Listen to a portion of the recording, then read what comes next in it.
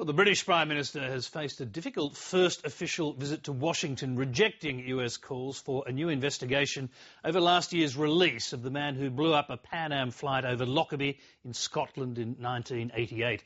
David Cameron says he doesn't need an investigation to know it was a bad decision by the Scottish government.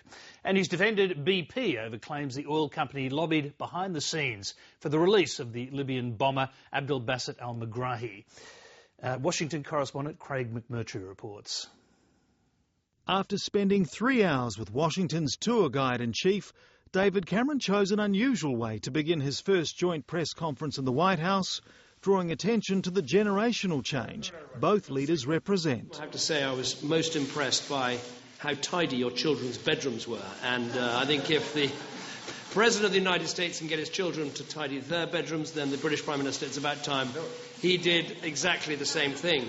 In their first talks in Washington, the leaders stressed their shared agenda on the global economy and Afghanistan, expressing support for Hamid Karzai's new plan to take over security operations by 2014. The Afghan government presented its peace and reconciliation plan, which the United States firmly supports. Agreement was reached on a plan in which responsibility for security in Afghan provinces will transition to Afghan security forces. We also agreed on the need to reinvigorate the political strategy for Afghanistan. Insurgencies tend not to be defeated by military means alone. There must also be political settlement. But David Cameron's visit to Washington is being dogged by continuing US anger over last year's release of Lockerbie bomber Abdel-Basset al-Megrahi, and new questions about whether BP lobbied behind the scenes to win an oil deal with Libya. I think all of us here in the United States were surprised, disappointed and angry about the release. Releasing the Lockerbie bomber, a mass murderer of 270 people, the largest act of terrorism ever committed in the United Kingdom, was completely wrong. He showed his victims no compassion. They were not allowed to die in their beds at home, surrounded by their families. So in my view, neither should that callous killer have been given that luxury. That wasn't a decision taken by BP, it was a decision taken by the Scottish Government. The bomber, a cancer patient, was released on compassionate grounds. BP has denied any involvement. After initially refusing to meet 4 US senators who are demanding an investigation, the British Prime Minister changed his mind, though Mr Cameron is rejecting calls for a new inquiry. I'm not currently minded that we need to have a UK-based inquiry on this, partly for this reason.